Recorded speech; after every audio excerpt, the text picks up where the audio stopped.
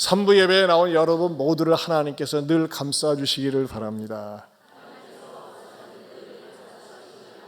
아멘. 우리 옆에 분들하고도 하나님께서 늘 감싸 주시기 바랍니다. 자, 우리 10월달 성감성해 봅니다. 시작. 십자가의 도가 멸망하는 자들에게는 미련한 것이요 구원을 받는 우리에게는 하나님의 능력이라. 고린도전서 1장 18절 말씀. 아멘. 지난 시간에는 어느 편에 서는 것이 그 사람에게 행불행을 좌우하는지에 대해서 말씀을 드렸습니다. 오늘은 태도가 운명을 결정한다라는 제목으로 사도행전 강해를 계속해서 하겠습니다. 이고니온에서 바울과 바나바는 복음을 전하는데 모욕을 당하고 돌로 쳐 죽이려고 하는 그 위협 속에서 더 이상 전할 수가 없으니까 도망을 칩니다. 그 도망을 치는데 어디로 갔습니까? 루스드라는 지역으로 갔습니다. 근데 거기에서 뜻밖의 사건이 기다리고 있었고 또 그 사건을 통해서 우리들에게 주시는 그 첫 번째 메시지가 뭔지를 여러분에게 전하고자 합니다. 오늘 본문을 통해서 먼저 발견할 수 있는 첫 번째 진리는 거의 절망적인 사람을 본다는 것입니다. 이 사람은 어떤 사람입니까? 완전히 중증 장애인입니다. 그 8절에 루스드라의 발을 쓰지 못하는 한 사람이 앉아있는데 나면서 걷지 못하게 되어 걸어본 적이 없는 자라. 이 말씀 속에서 한 사람이 얼마나 중증 장애인인지를 3중 강조를 하고 있습니다. 발을 쓰지 못하는 한 사람, 나면서 걷지 못하는 사람, 걸어본 적이 없는 사람, 같은 내용을 표현을 바꿔가지고 3번 강조하고 있습니다. 이것은 무슨 뜻입니까? 그만큼 이 루스드라의 장애인이 장애가 극심하다고 하는 것입니다. 여러분, 사람은요 이렇게 아이가 태어나면은 아기가 이 커가는 과정이 기적 같은 것 같아요. 기적. 어머머머 일어섰어요, 앉았어요, 기어다녀요. 뭐 똥 싸고 오줌 싸는 거. 지금 저희 손자가 기저귀를 차고 다니다가 드디어 기저귀를 벗고 화장실에 가서 똥 넣을 때 지가 스스로 오줌 쌀 때 전에는 몰랐는데 기념사진을 다 찍어놨다니까요. 야, 기저귀를 갖다가 벗는다는 거. 이렇게 모든 게 아이들이 자라나는 과정은 기적처럼 보이고 신기하게 보입니다. 그러나 루스드라의 장애인은 그런 일이 없었어요. 아마 엄마 아빠가 이 루스드라의 장애인을 앉혀보려고 일으켜 세워보려고 얼마나 발버둥을 쳤겠습니까? 그러나 아무 소용이 없었어요. 그렇게 참 너무너무 힘들게 장애를 안고 사는 이 장애인이었다고 하는 것입니다. 자, 여러분, 이렇게 우리 주변에는 사실 눈에 보이는 육신의 장애를 가진 분들이 의외로 많이 있습니다. 우리가 이런 장애인들을 볼 때는 어떻게 될까요? 비장애인인 우리가 그 장애인들을 귀하게 여기고 소중하게 여기면서 그들을 우대해야 될 필요성이 있습니다. 하지만 여러분, 이런 육신의 장애인보다 더 비참한 장애인이 있습니다. 누굴까요? 영적인 장애인입니다. 영적인 인생의 삼중고를 걷고 있는 사람이 있습니다. 영적으로 자기 발로 한 번도 일어서서 하나님 앞에 나와보지 못한 사람들이 의외로 많이 있다고 하는 것입니다. 예를 들면 이렇습니다. 영적인 삼중고, 육신적으로는 죽어가죠. 영적으로는 죽었죠. 죽은 다음에는 영원한 죽음이 기다리고 있는 겁니다. 이걸 일컬어서 영적으로 삼중고라고 얘기하는 겁니다. 서서히 죽어가면서 영적으로는 이미 죽은 상태고 죽어서는 영원히 하나님과 분리되면서 영원한 죽음을 죽고 있는 사람들이라고 하는 것입니다. 이런 사람들의 불행은 뭘까요? 바로 창조주 되시면서 심판주 되시는 하나님을 믿지 못하고 만나지 못하고 버림받는다고 하는 것입니다. 이것을 스스로 해결할 수 있는 방법은 자기 안에서 나올 수 없습니다. 이 절망적인 사람에게 필요한 것이 뭘까요? 9절을 보면요, 바울이 말하는 것을 듣거늘 그랬어요. 일단 말하는 것에다가 동그라미 말하는 것. 여기서 말하는 건 뭡니까? 좋은 건강 정보가 아니라는 것입니다. 잘 살 수 있는 길을 제시하는 것이 아닙니다. 노방에서 복음을 전하는 겁니다. 이전에 바울과 바나바는 회당에 들어가서 복음을 전했어요. 근데 여기서는요, 노방 전도를 하고 있습니다. 여러분, 우리는 말 없이는 살 수가 없어요. 말 없이는 정보를 알 수가 없고, 말 없이는 내 지식이 늘어날 수가 없습니다. 우리는 많은 말을 듣습니다. 건강하게 살 수 있는 말, 맛집이 있는 말, 또 전문적인 지식에 대한 말을 듣습니다. 그런데 여러분, 말 가운데서도 제일 좋은 말, 가치 있는 말, 살리는 말이 뭘까요? 그것은 바로 복음의 말이라고 하는 것입니다. 그래서 디모데후서 4장 2절에 이렇게 말씀하고 있습니다. 우리 한번 같이 읽어봅니다. 너는 말씀을 전파하라. 때를 얻든지 못 얻든지 항상 힘쓰라. 범사에 오래 참음과 가르침으로 경책하며 경계하며 권하라. 네, 때를 얻든지 못 얻든지 우리는 끊임없이 전해야 될 말이 바로 하나님의 말씀이요 복음이라고 하는 것입니다. 제자 훈련을 하면서 우리 형제들을 가만히 보니까요, 단 한 번도 전도의 현장에 나가본 적이 없는 그런 분들이 여러 분 계시더라고요. 그래서 전도 체험을 위해서 지난달에는 교회 근처에서 남녀 제자반 한 30명이 이렇게 공동체로 해서 이렇게 교회 근처에 가서 했고, 이번에는 어디에 가서 했냐면요, 배산을 뚫자 그래가지고 배산으로 지난주에 딱 파송을 했습니다. 그래서 배산에 가서 우리 형제자매들이 찬송을 부르며 막 노방전도를 하는데 얼마나 신이 나는지 몰라요. 신나는 그 현장 보여드리겠습니다.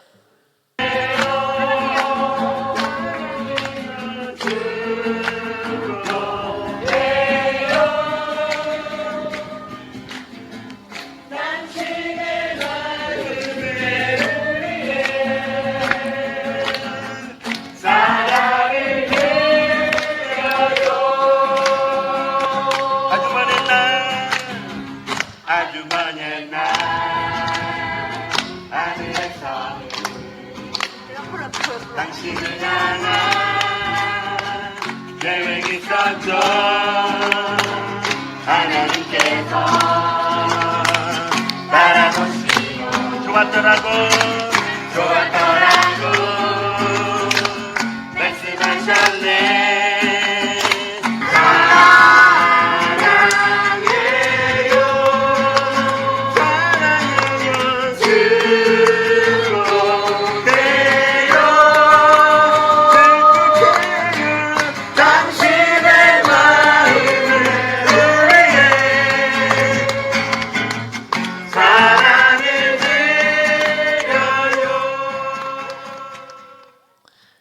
어느 집사님은 완전히 노래방 수준의 그 폼을 가지고 노래를 하더라고요. 어쨌든지 간에 여러분, 사람들이 지나가면 저 사람들은 대낮에 뭐 하는 거지? 하면서 기우뚱하고 말이죠. 노래 속에 있는 그 가사를 통해서 하나님의 메시지를 듣고, 또 어떤 집사님들은 돌아다니면서 오고 가는 분들에게 전도지를 나눠주고 티슈를 나눠주면서 정말 너무너무 즐겁고 행복한 시간을 보내노라고 그렇게 이야기를 했습니다. 그래서 이제 저희 교회에서 드디어 주일 전도단이 발족이 됐습니다. 한 달에 한 번씩 우리가 주일 전도단, 일주일 한 달에 한 셋째 주쯤에 평일날 전도하고 싶은데 하지 못하는 분들을 위해서 이제 강구가 나갈 겁니다. 여러분들도 말이죠, 혼자 전도 나가기엔 좀 이렇게 쑥스럽고 자신감이 없거든요. 그런데 이렇게 공동체로 나가면 전도하는 게 얼마나 신바람이 나는지 모릅니다. 그러면요, 무슨 효과가 있느냐? 당장 열매가 없지만 그냥 무심결에 지내가는 사람들도 마음속에 궁금증을 불러일으킵니다. 또는 과거에 신앙생활했던 사람들 가운데 과거의 향수, 나도 예수님 믿고 또 저런 전도의 자리에 선 적도 있었는데 하면서 말이죠, 다시 주님 앞에 나올 수 있는 계기가 있다는 것입니다. 그런 의미에서 우리는 뭘 해야 됩니까? 하나님의 말씀을 갖다가 자꾸 말을 해야 됩니다. 전해야 된다는 것입니다. 그러면서 오늘 본문에서 발견할 수 있는 진리는 좋은 태도가 운명을 결정한다는 것입니다. 한번 따라서 합시다. 좋은 태도가 운명을 결정한다. 여러분, 사람도 그래요. 우리가 사람도 당신이 태도가 그 모양이야. 태도가 왜 그래? 여러분, 태도가 불량하면요, 그 사람에게 마음을 주고 싶지 않고 그 사람과 교제하고 싶지 않습니다. 마찬가지로 하나님의 말씀을 들을 때도 태도가 굉장히 중요한데, 오늘 9절에 보면요, 바울이 말하는 것을 듣거늘, 이 듣거늘이라고 하는 동사에다 동그라미를 쳐보세요. 듣거늘. 여기서 듣는다는 말은 헬라어로 아쿠오라고 합니다. 아쿠오. 근데 여기서 듣는다는 건 그냥 듣는 게 아니라 온 마음을 다해서 집중해서 듣는 겁니다.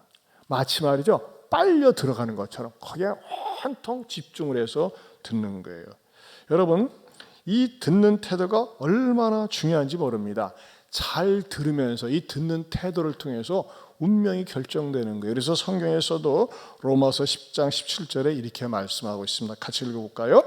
믿음은 들음에서 나며 들음은 그리스도의 말씀으로 말미암았느니라. 네, 믿음이라는 것은 자꾸 들어야 돼요. 그래서 우리가 아이들이 태어났을 때도 아이들의 이 신체 오감 기관 가운데서 가장 예민하게 가장 먼저 발달되는 기관이 어디입니까? 눈이 아니에요. 눈은 안 보여요. 아이들 태어나면. 귀입니다. 귀. 야야, 심장 떨어질라, 귀 떨어질라면서 말이죠. 발자국도 조심조심 다니라고 그러잖아요. 애들 그래서 엎혀놓고 키고 놀랄까 봐 말이죠. 그러니까 귀가 제일 먼저 발달되어 있어요. 죽을 때도 맨 마지막에 신체 기관에서 다 이렇게 말하자면 기관이 이렇게 소멸하는 기관이 귀입니다. 귀. 그래서 마지막 순간 태어나자마자 처음부터 들어야 될 것은 하나님의 말씀이고, 또 세상 떠날 때도 들어야 될 것이 바로 하나님 말씀이라고 하는 것입니다. 그러면서 제가 이 말씀을 준비하면서 하나님의 말씀을 들을 때 여러 종류의 태도가 있는 것을 발견하게 됐습니다. 여러분 가운데서 이 태도 가운데 어디에 선택하는지 하나 딱 선택을 해보세요. 첫째는요, 말씀을 듣는 시간에 딴 생각이나 딴 짓을 합니다. 멍해가지고 어제 저녁에 드라마 본 생각이나 엉뚱한 짓을 해요. 그럴 땐 전혀 말씀이 들어오지 않습니다. 이건 무엇과 같냐면요, 제가 전에 전주를 가는데 참 특이한 장면을 하나 딱 봤어요. 사진 한번 보세요. 여자애는 남자애가 좋아가지고 딱 껴안고 있는데 사내 자식은 스마트폰 보고서 딴 여자한테 문자 보내고 있는 거예요. 이 남자는 약간 도둑놈 기질이 있어요. 이렇게 네가 어디 가겠냐 하면 말이죠, 딴짓하고 있어요. 여러분, 이거 아셔야 돼요. 남녀의 교제도 서로 소통이 돼야 됩니다. 소통. 들어주고 서로 받아주고 리스판스가 있고 경청이 돼야 돼요. 특별히 영적인 소통이 돼야 돼요. 여러분, 영적인 신앙의 소통이 없이 교제를 하고 결혼하면요, 어렵습니다. 환란이 닥칩니다. 여러분, 이 외향적으로 이쁘다고 하는 거, 매력적이라는 거 얼마 못 갑니다. 그렇지 않겠어요?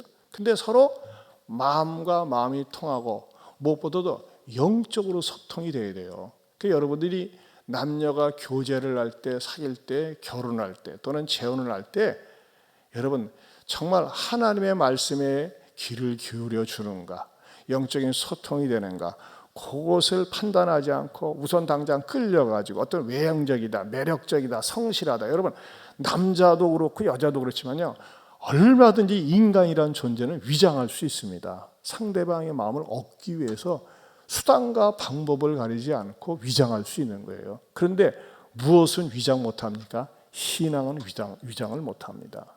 그렇기 때문에 같이 나와서 예배드리고 같이 예배드리면서 영적으로 서로 소통이 되고 수준을 맞춰가는 거, 이거 굉장히 중요한 거예요. 그렇지 않고 많은 남녀들이 말이죠, 우선 꼬시고 말이죠, 내 거 만들고 그러고 난 다음에 말이죠, 봐봐요, 저 새끼 봐요, 엉뚱한 짓 하고 있잖아요. 다 여자애는 난 너밖에 없는 것 같아 하는데 아니다, 난 딴 여자가 있다. 조심하세요. 두 번째는요, 자신은 말고 다른 사람이 들어야 한다고 생각을 합니다. 저 말씀은 나 말고 그 인간이 들어야 되는데, 저 인간이 들어야 되는데 하면서 말이죠, 자기는 피해가는 거예요. 자기는 해당사항이 없다고 생각하면서 듣는 겁니다. 세 번째는 어떤 종교 강좌나 교양 강좌 정도로 듣는다는 겁니다. 전에도 설교 마치고 가는데 목사님 오늘 강의 잘 들었어요. 나는 강의하는 게 아니거든요. 설교는 강의가 아니에요. 세미나가 아니에요. 설교는 뭔지 아세요? 하나님께서 주의 종을 세워서 말씀을 근거로 해서 선포하게 하시는 거예요. 그렇기 때문에 설교는 결코 교양 강좌가 아니라는 것입니다. 네 번째는 듣기는 하지만 분석하고 때로는 비판하고 난도질합니다. 설교 듣고 난 다음에 말이죠, 차 타고 가면서 뭐가 문제야 마음에 안 들어 하면서 말이죠, 설교를 갖다가 자기 마음대로 판단하고 난도질합니다. 그리고서 때로는 설교 듣고 나가서 분쟁을 일으키는 경우도 있어요. 참 이런 것도 안타깝죠. 다섯 번째로는요, 어떤 경우입니까? 나에게 주는 말씀으로 듣고 믿으면서 역사가 일어나는 거. 나 들으라는 말씀이구나. 내가 듣고 내가 깨닫도록 하시는 말씀이라고 할 때 나에게 적용할 때 역사가 일어난다는 것입니다. 어떻게 일어납니까? 바울은 루스드라의 이 장애인을 보니까 이 장애인이 말이죠, 뚜렷하게 집중해서 빨려 들어갈 듯이 들으니까 뭐라고 얘기하고 있어요? 9절을 다시 보면요, 바울이 말하는 것을 듣고는 바울이 주목하여 구원받을 만한 믿음이 그에게 있는 것을 보고 그랬어요. 보여줬어요. 이 친구는 구원받을 만한 믿음이 있겠다. 여기서 구원은 어떤 구원일까요? 질병으로부터의 구원이에요. 장애로부터의 구원입니다. 이 구원 있는 것을 보고서 뭐라고 얘기하는 것이에요? 그에게 명령하고 있는 것입니다. 사랑하는 성도 여러분, 저는 말이죠, 저도 그렇고 여러분도 그렇고 하나님 앞에 나와서 예배를 드리면서 예배에 집중하면서 하나님이 여러분의 어떤 문제에 얽혀 있을 때에, 답답한 일에 얽혀 있을 때 하나님의 음성을 들을 수 있기를 바랍니다.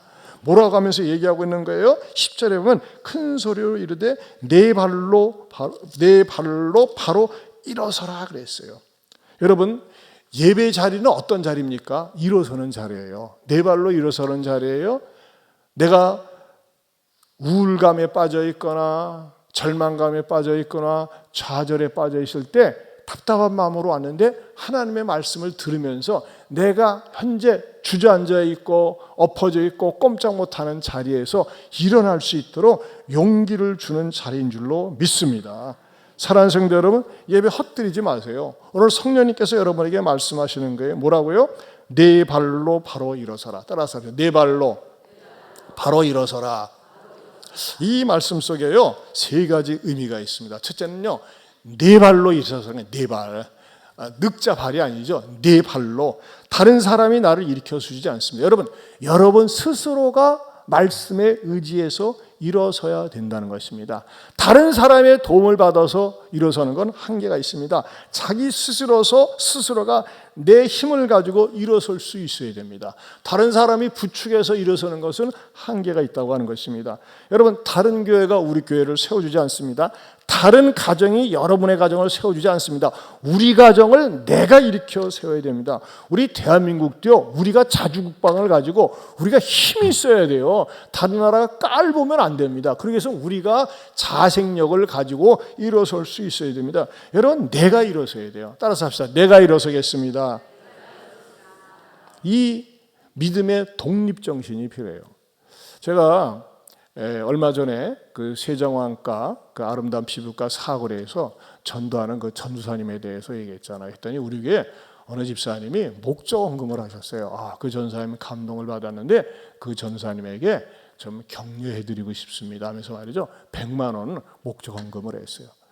참 너무나 아름다운 일이죠. 우리 교회는 참 아름다운 분들이 종종 계세요. 그래서 제가 그 전도사님한테 문자를 보냈어요. 전도사님 하는 사역에 감동을 받은 분이 있는데 우리 전도사님에게 제가 이렇게 감동을 받아서 어떤 분이 헌금을 했는데 제가 전도사님 계좌로 이체해드리고 싶습니다. 만나자고 그러면 서로 그렇잖아요. 그래서 제일 편하니까는 계좌번호를 알려주시기 바랍니다 했더니 뜻밖의 뭐라고 하는 줄 알아요? 목사님 감사합니다. 이미 예안교회 성도들이 오고 가면서 격려해 줬고 힘이 되어 줬습니다. 교회 목사님께서 이렇게 알려주시고 후원해 주시겠다는 거 감사한데 저는 마음으로 받겠습니다. 대신 그것을 다른 분에게 주세요. 그래요. 더 끌리네. 그래서 제가 그랬어요. 그래요? 언제든지 필요하면 연락을 주세요. 제가 기꺼이 지원해 드리겠습니다. 그랬어요. 야, 나는 그 전사님이 기대가 돼요. 자기는 말이죠, 하나님께서 나에게 필요한 양들을, 나에게 필요한 일꾼들을 보내주실 거다. 굳이 뭐 예한교회 도움 받지 않아도 하나님께서 나와 함께 하실 거다라는 이 확신을 가지고 하는 거예요. 여러분도 마찬가지예요. 우리 가정, 무너진 우리 가정, 쓰러진 우리 직장, 내가 먼저 은혜 받고 내가 일으켜 세우리라, 이런 믿음을 가질 때 하나님은 여러분을 통해서 역사를 일으키시고 기적을 만들어 주시리라 믿습니다. 두 번째는요, 바로 서라는 거예요. 네 발로 바로 일어서라. 여기서 이 바로라는 말은요, right now, 지금 즉시라는 게 아니에요. 이 바로라는 말은 헬라어로 오르도스라는 말인데 바르게, 반듯하게 똑바로 서라는 것입니다. 여러분, 이 속에는 의미심장합니다. 왜냐하면 서긴 서는데 삐딱하게 서는 사람이 있거든. 삐딱하게 서고, 여러분 치료를 받고 고침을 받았는데 이상하게 삐딱하게 신앙생활하는 사람이 있어요. 삐딱하게 생각하는 사람이 있어요. 삐딱하게 교회 나가는 사람이 있어요. 이런 사람들 가운데 어떤 사람들이 많이 있느냐? 과거에 상처가 많은 사람들입니다. 교회에 대한 상처가 있어요. 심지어는 어떤 사람은요, 하나님께 대해서 자기 스스로가 상처가 있어요. 왜 우리 가정을 이렇게 만들었어요? 왜 못 살게 만들었어요? 나를 왜 이 모양으로 만들었어요? 하면서 하나님께 대한 원망이 있으면서 교회에 나와서 신앙생활에도 삐딱한 거예요. 여러분, 한 번 시련을 당하고 한 번 배신을 당한 사람은 어떤 상처가 남아있습니까? 모든 인간들이 자기를 이용할 것 같고, 모든 인간들이 자기를 배신할 것 같고, 모든 인간들이 자기를 등쳐먹을 것 같으니까 사람 만나기를 무서워하고 주저합니다. 그래, 참 고침을 받아도 말이죠, 이 편견이 잘 떠나지 않습니다. 여러분 가운데서도 혹시 말이죠, 교회 나오면서도 끼우땡해가지고 삐딱한 분들 있습니까? 성명희 시인이 그런 노래 했잖아요. 똑바로 걷고 싶어요, 주님. 똑바로 걸어야 돼요, 똑바로 하나님 말씀 가운데 서서 여러분의 신체나 육체나 영혼이나 마음이 똑바로 서서 기우뚱거리지 않을 수 있도록 은혜 주시기를 바랍니다. 여러분, 제대로 된 신앙생활을 하려면요, 건강한 교회에서 내가 올인하면서 말씀을 배울 때 제대로 신앙생활을 할 수 있어요. 과거에 잡혀가지고, 과거에 매어가지고, 과거의 상처에 매어가지고 말이죠, 신앙생활에도 끼우뚱해가지고 말이죠, 삐끼덕 하면서 하세요. 삐딱하게 생각하면서 삐뚤어진 마음을 가지고 사는 건 그 사람을 불행하게 만듭니다. 여러분 가운데 혹시 그런 말 들어본 적 있습니까? 아니, 당신이 말하는 것만 다 그래 삐딱해? 꽈배기골 공장 출신이야? 삐딱한 사람이 있어요. 그건 좋은 게 아니에요. 따라서 똑바로 서겠습니다. 예, 똑바로 서는 게, 바르게 서서 똑바로 사는 건 뭐예요? 하나님의 말씀에 기준을 두고 서는 겁니다. 그 다음에 셋째는 뭡니까? 걸으라 그랬어요. 걸으라. 여기서 일어나 걸으라 그랬어요. 걷는지라. 여러분, 서기만 하면 안 된다는 거예요. 걸어서 움직이라는 것입니다. 걸어서 활동하라는 것입니다. 여러분, 우리가 하나님 앞에서 은혜 받고 가만히 서 있는 게 아니라 내가 은혜 받은 것만큼 걸어야 돼요. 걷는다는 건 뭐예요? 헌신하고 수고한다는 것입니다. 그럴 때 이 사람의 활동이 많아지면서 건강해지는 거예요. 근육도 자꾸 써야 되거든요. 영적인 근육도 마찬가지입니다. 지난주 예안교회에 우리 목요전도 다니는데 어느 집사님이 오셨어요. 내가 알고 있는 그 집사님 되게 바쁘거든요. 그 집사님은 리모델링 사업도 하고 음식점도 경영하고 있고 두 잡을 뛰고 있어요. 또 그 집사님은 2부 성가대도 하고 있고 3부 때는 유치부 봉사도 해요. 더 나가서는요, 새벽기도 차량 봉사자가 없다고 하니까 그 집사님이 여자 집사님인데 새벽 4시에 일어나가지고 새벽기도 차량을 일주일에 3번 내지 이렇게 봉사하고 계세요. 근데 말이죠, 저는 생각해도 한 부서만 봉사해도 감사한데 두 부서를 봉사하고 뭐 생활이 얼마나 바쁜지 몰라요. 정신이 없어요. 그런데 불구하고 전도단에 나온 거예요. 아니, 집사님 어쩐 일이십니까? 근데 놀래가지고 그랬더니 그 집사님이 하는 말이, 야, 목사님이 설교 중에 그 어느 전도사님이 길가에 서서 전도를 한다고 하는데 거기 다 찔림을 받았대. 아, 내가 바쁘고 분주하지만 나도 일주일에 1시간 이렇게 전도단에 나가서 전도해야 되겠다 싶은 그런 마음이 있었는데 그 전도사님이 그 자리에 선 게 사실 그 집사님하고 아무 관계가 없는데 너무너무 도전을 받았다는 거예요. 그래서 나도 이렇게 전도단에 나오기로 했다 하면서 말이죠, 고백을 하더라고요. 사랑하는 성도 여러분, 여러분들이 하나님 앞에 은혜를 받았습니까? 은혜를 입었습니까? 혼자만 서지 말고, 혼자만 서서 오랫동안 있지 말고, 그럼요, 그 근육이 굳어져요. 근육은 써야 돼요, 써야 돼요. 처음에 말이죠, 안 쓰면은 편한 것 같지만 근육이 퇴화합니다. 그런데 근육은 쓰면 쓸수록 강해지는 것처럼 영적인 근육도 마찬가지예요. 내가 봉사하고 충성하면요, 힘들고 바쁘지만 보람이 있고 기쁨이 있어요. 난 그 집사님 때문에 너무나 도전을 받았어요. 여러분도 마찬가지입니다. 하나님께서 여러분에게 하나님은 은혜지요, 은혜 아니면 살 수가 없습니다 얘기하면서 내가 봉사할 자리를 갖다가 그냥 뛰어넘고 수고할 수 있는데도 불구하고 수고하지 않는 것, 그건 어떻게 됩니까? 영적인 근육이 퇴화한다는 것입니다. 하나님께서 여러분에게 은혜를 주셨을진데 오늘 바울이 이 두아디라의 장애인을 향해서 네 발로 바로 일어서라 한 것처럼 일어서서 움직일 수 있고 헌신하고 봉사할 수 있기를 축원합니다. 여러분 가운데 누군가 찔려가지고 깨달아가지고 또 하나님 앞에 나와서 봉사할 수 있다면 그건 열매예요. 세 번째로는요, 영적인 환경이 중요하다는 것입니다. 영적인 환경이 중요하다. 제가 이렇게 이제 강해 설교를 하면서 이번에 사도행전 오늘 강해 설교가 몇 번째입니까? 264번째인데 이 강해 설교의 묘미가 여기에 있는 것 같아요. 말씀을 깊이 묵상하고 연구하면서 성령님께서 이렇게 가르쳐 주세요. 제가 깨달은 게 아니라 성령님께서 가르쳐 주시는데 뭘 가르쳐 주시느냐? 이런 다른 데서는 이렇게 발견할 수 없는 메시지인데 뭐냐면요, 놀랍게도 여기 오늘 본문에 등장하는 루스드라의 장애인이 있을 뿐만 아니라 사도행전 3장에 보면은 성전 미문의 장애인이 등장하는데 그 장애인의 장애 수준이 같다는 겁니다. 그런데 차이점이 있어요. 어떤 차이점이 있느냐? 그 장애인도 나면서 걷지 못하게 된 자인데 그 장애인은 고침받으며 이렇게 행동을 합니다. 사도행전 3장 6절에서 10절 말씀 같이 한번 읽어보겠습니다. 같이 봅니다.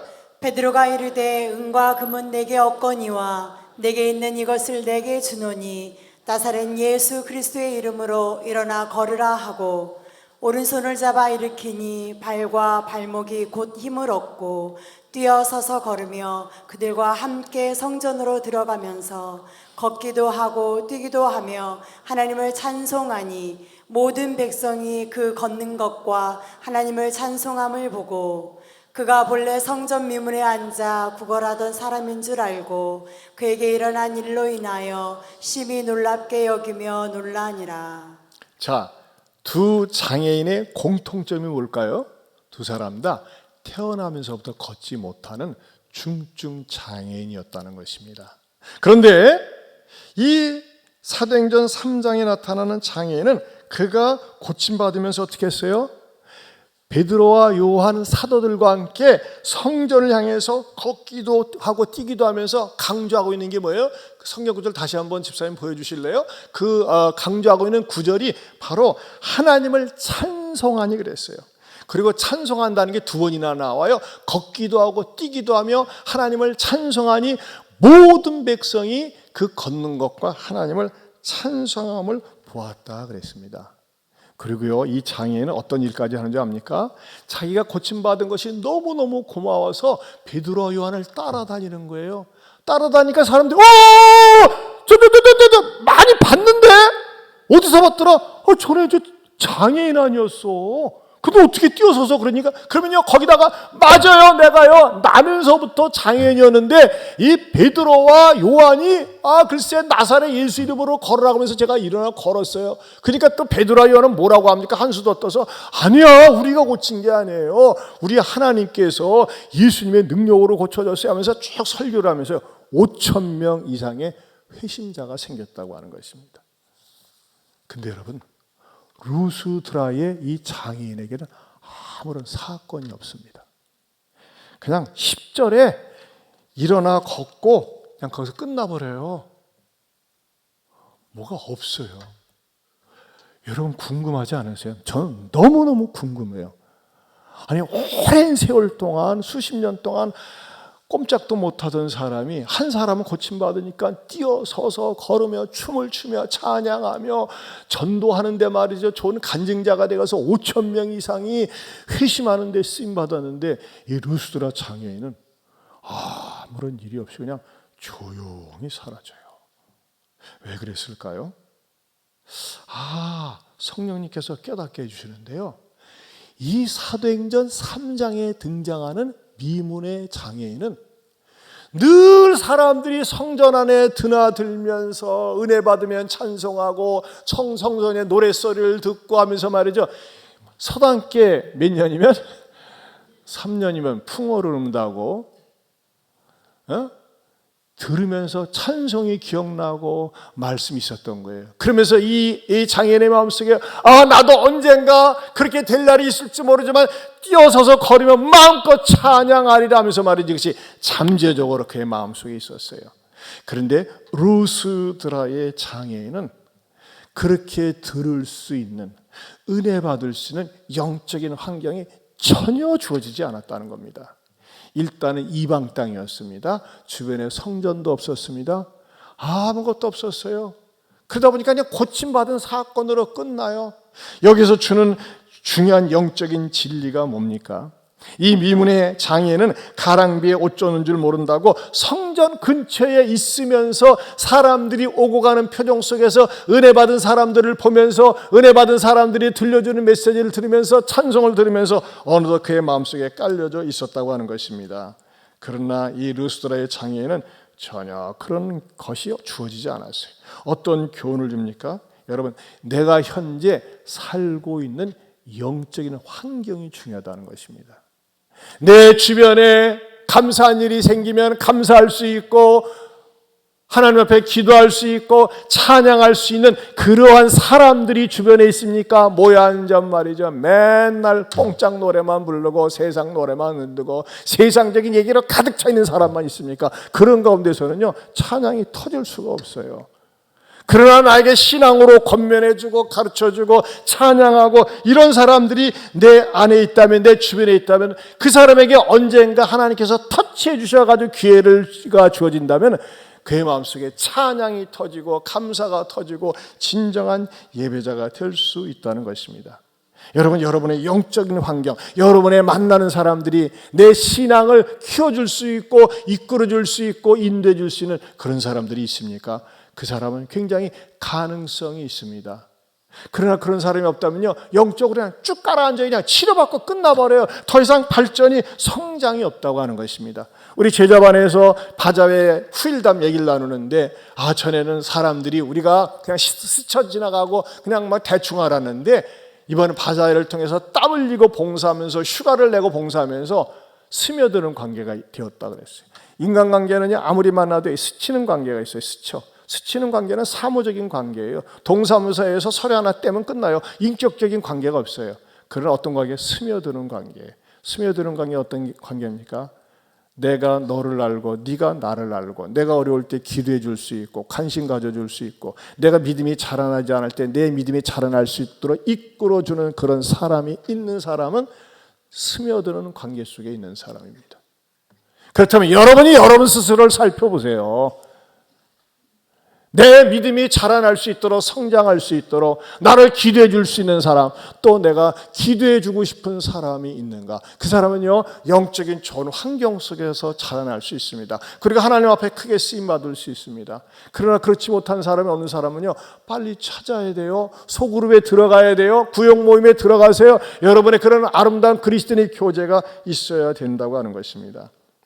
어떤 사람은 이런 사람이 있어요. 영적으로 몹시 갈급하고 목마른데 말이죠. 그것을 갖다가 채워주지 못해가지고 공허하게 신앙생활하는 사람이 있어요. 제가 옛날에 그랬었어요. 저는 어려서부터 교회에서 신앙생활하는데 굉장히 율법적인 교회에서 신앙생활을 가지고 막 속이 터질 것 같아요. 너무나 영적으로 답답해요. 목사님이 너무나 고지식해가지고 말이죠. 다른 데서 이렇게 은혜스러운 집회한다고 해도 못 가게 하고 말이죠. 그냥 막 너무 답답했어요.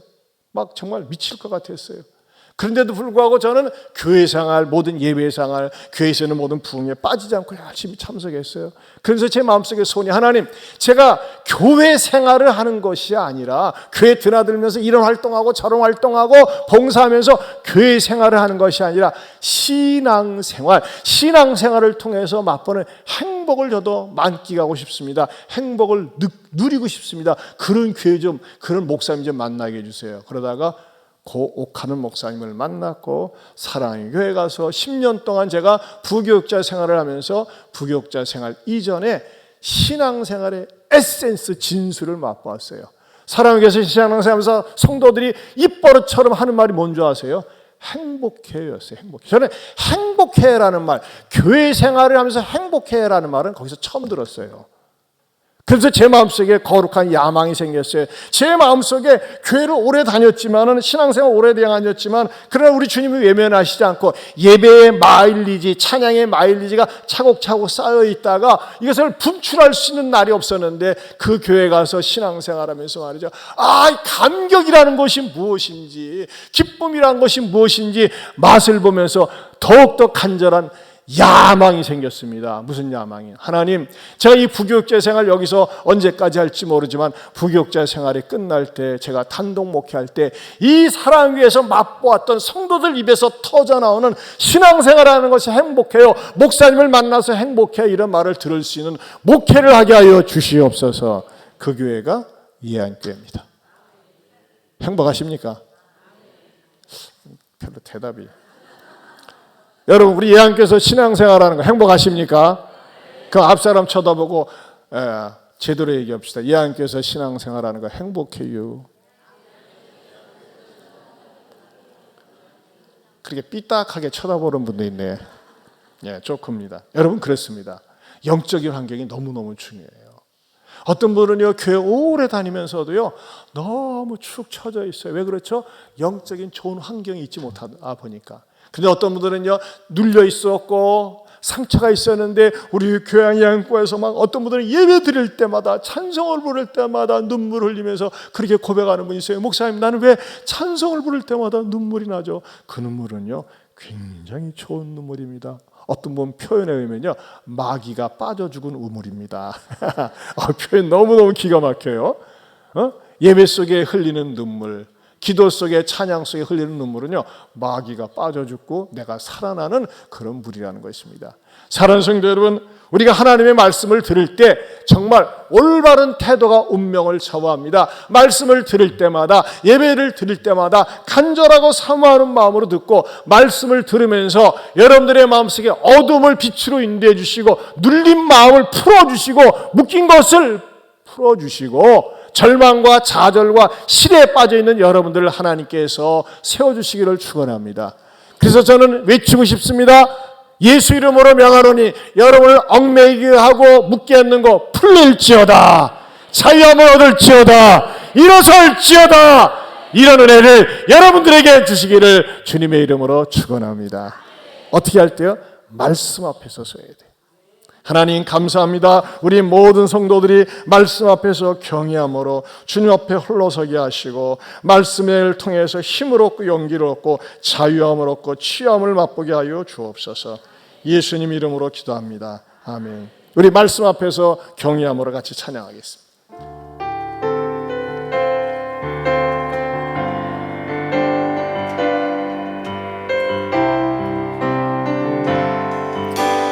말씀 앞에서 경외함으로 주께 홀로 섭니다. 생명의 말씀 읽고 순종해 주를 예배합니다. 기록된 말씀 힘이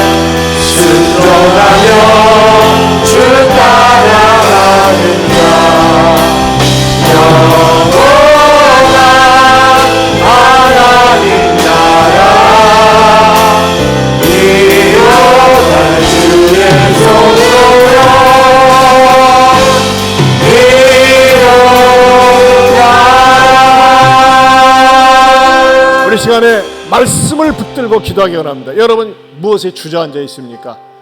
여러분의 마음을 짓누르는 것이 무엇입니까? 여러분이 그것을 생각하면 꼼짝 못하게 하는 것이 무엇입니까? 여러분을 두렵게 하는 것이 무엇입니까? 염려하게 하는 것이 무엇입니까? 여러분, 주님은 말씀하십니다. 일어서라고 말씀하십니다. 주님의 명령에 귀를 기울이세요. 의심하지 말고, 하나님 제가 연약합니다, 부족합니다. 그러나 하나님 말씀 의지하여 주의 종을 통해서 주시는 말씀, 내 발로 바로 일어서라는 것처럼 바로 일어서라, 뛰쳐나와라. 더러운 곳에서, 악한 곳에서, 음란한 곳에서, 정욕된 곳에서 일어나라, 나와라 말씀하십니다. 일어날 수 있도록 용기를 주시고 담대함을 주시고 말씀에 순종하는 내가 되게 해달라고. 여러분 왜 가정이 어렵습니까? 남 탓하지 마세요. 내가 회개하면 됩니다. 내가 바르게 서면 됩니다. 여러분 자신을 하나님 앞에 맡기고 여러분의 가정을 축복하고 여러분을 짓누르고 억누르는 곳에서부터 일어날 수 있도록 기도할 수 있길 바랍니다. 우리 주여 삼창하고 기도합니다. 주여, 주여, 주여.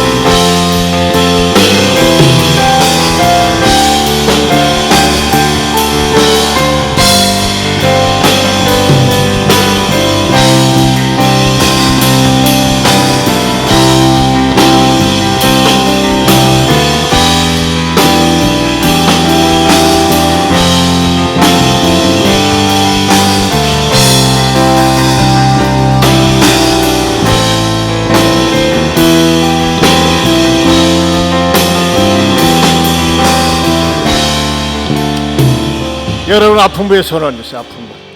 여러분의 마음에 상처가 있고 자꾸 나를 괴롭히고 힘들게 하는 그 인간이 생각납니까? 마음에 손을 얹으세요. 그리고 여러분의 가정에 상처가 있습니까?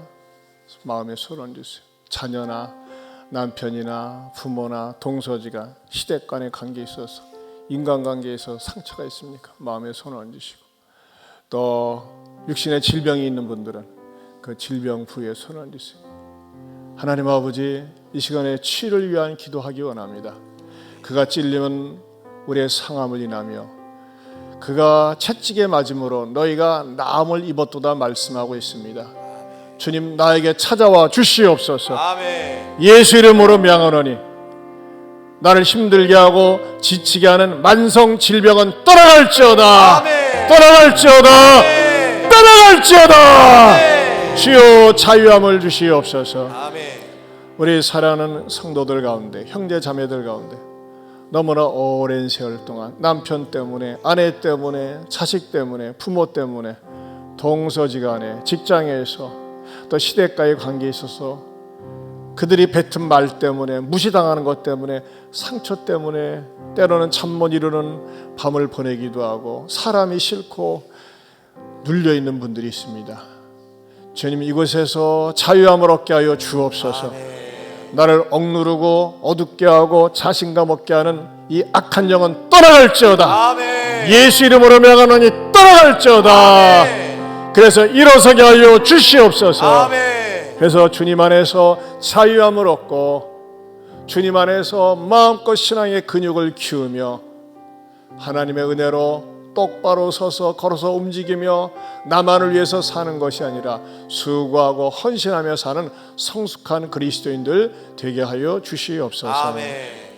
이제는 우리 주 예수 그리스도의 은혜와 하나님 아버지의 변함이 없는 사랑과 성령님의 감화 감동 교통하심의 은혜가 하나님 앞에 늘 올바른 태도를 가지면서 복된 인생으로 살겠노라고 다짐하는 모든 성도들 위해 영원토록 함께 있을지어다. 아멘.